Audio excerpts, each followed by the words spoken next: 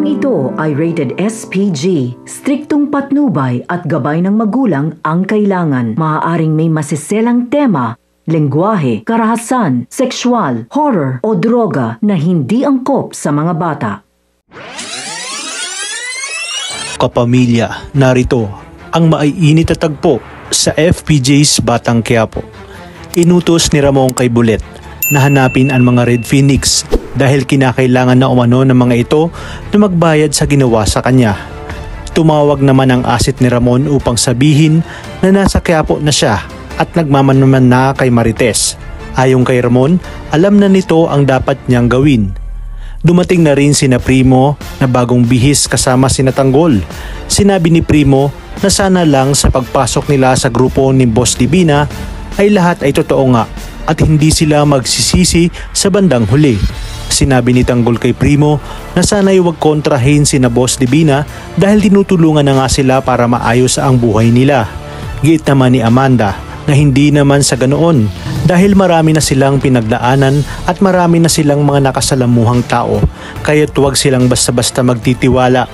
Kung kaya't sinabi ni Tanggol na ang importante sa ngayon ay ligtas silang lahat at pinakatitunguhan sila ng tama. Dagdag pa ni Ma'am Berting na sana nga lang ay huwag silang lokohin ni Boss Divina. Sa pagdating ni Divina ay sinabi nga nito na kapag ganoon ang mga bihis na Tanggol, may magandang bahay at magagarang sasakyan ay mag-iiba nga ang tingin ng mga tao sa kanila.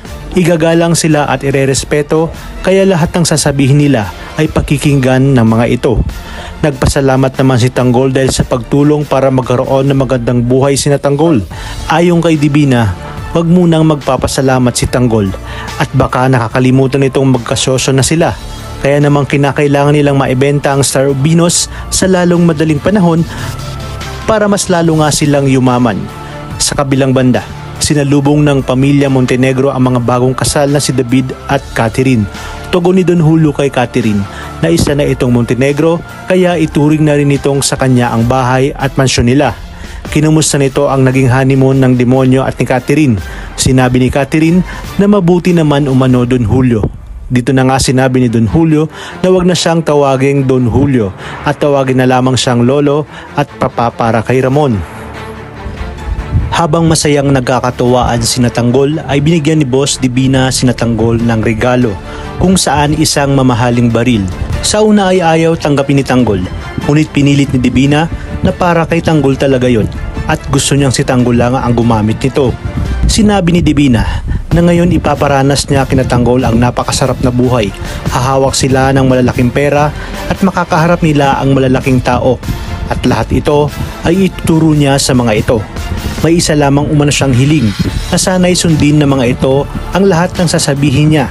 Sinabi naman ni Primo na walang magiging problema dahil marunong silang sumunod at tumupad sa usapan basta't maging maayos lamang ito at walang lamangan. Dito na sinabi ni Divina na papasukin nila lahat ng illegal. Kinakailangan lang maibenta ang Star of Venus para magamit pang puhunan sa kanilang negosyo. Sa pagdating ni Rigor sa presinto ay agad na nga siyang dumiretso kay Colonel Suarez dahil gusto niya na siya ang mag-imbestiga sa kaso ni Camille. Agad na sumagot si Suarez na hindi pwedeng pakialaman ang kaso kapag ang tao ay malapit sa kanya dahil magkakaroon ito ng conflict of interest at baka nakakalimutan umano ni Rigor na nasa internal affairs na ang kaso nito na siyang ang kriminal at administratibo. Dagdag pa ni Suarez na mabigat ang adultery kaya wag na sanang dagdagan pa ng insubordination ni Rigor. Sa pag-uusap ni na Olga at David ay sinabi nito na wag masyadong magsaya si David dahil may isa pa nga itong problema kung saan tinatanong na ni Ramon ang tungkol sa nanay nito. Ayon pa kay Olga na kapag nagkita na si Ramon at Marites ay lalabas ang katotohanan na hindi ito si Tanggol at nagpapanggap lamang. Narito na nga ang mga dapat nating abangan. Nakita na nga ng mga tauhan ni Bulet ang pinapahanap ni Ramon ng mga Red Phoenix upang makipaghiganti. Dito na mukhang magiging dehado sila at may mapupuruhan sa mga batang tondo at makakalaboso sila dahil si Rigor mismo ang makakahuli sa mga ito. Hindi maaring patakasin ng mga ito dahil alam ni Suarez na matinong pulis itong si Rigor. Isang palaisipan nga sa atin kung gagamitin niya kaya ang kaso para mapatakas ang mga batang tondo na siya na nga ngayong mga Red Phoenix at kakampi ni General Pacheco. Sinabi ni David kay Ramon na ayaw niyang mag-cruise ang landas si Ramon at Nanay Tess niya. Kaya naman napatanong itong si Ramon kung bakit at ano ang dahilan. Tatawagan naman ng asit si Ramon upang ibalita na nakita niya na may sumaksak nga dito kay Marites. Agad na sinabi ni Ramon na alamin nito kung sino ang sumaksak kay Marites. Ito na kaya makikita ng aset na si Olga ang may gawa nito. Magiging malaking palaisipan ito kay Ramon at dito na mag-uumpisang mag-imbestiga ang totoong ama ni Tanggol na siya ngang si Ramon. Sa kabilang banda, nakakuha na ng buyer ng Star of Venus at mukha ngang na-set up si Tanggol ni Divina dahil may mga pulis sa darating. Malulusutan pa kaya ito ni Tanggol na siyang magiging dahilan kaya't magiging tuloy-tuloy na ang kanilang pagyaman. Kaya namang kapamilya, tuloy-tuloy ang pagtutok at pagsubaybay dito lang sa nangungunang serye sa primetime, ang FPJs, Batang Quiapo. Mapapapayag kaya ni Rigor si Suarez na pakawalan sina Edwin kapalit ng paghawak nito ng kaso ni Camille at pag-areglo ni Suarez sa kasong isinampa ni Tinding. Magtatarayduran na nga sina Olga at David dahil magagawa ng ilaglag ni Olga si David. Ayon kay Olga, uunahan niya na si David na putulin ang sungay nito. Mas marami pang ang buhay ang mawawala dahil sa pinag-aagawang Star of Venus. Matatapos lahat ng kayabangan ni David sa oras na matuklasan ng kanyang tatay Rigor na ito pala ang pumatay kay Camille at sa apo nito. Magagawa kayang pagtakpan ni Rigor ang napakaraming kasalanan ng kanyang paboritong anak na si David. Sa kabilang banda, maiipit na nga rin itong si Olga dahil sa biglaang pagdating ni Ramon sa ospital kung saan isinugod nga itong si Marites.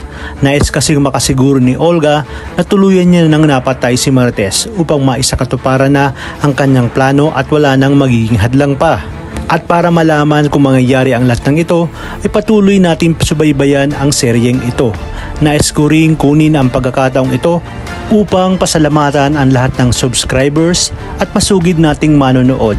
Kaya naman, kung bago ka pa lamang dito sa aking channel, sana'y huwag kalimutang mag-like at subscribe. Pindutin ang notification bell para updated kayo palagi.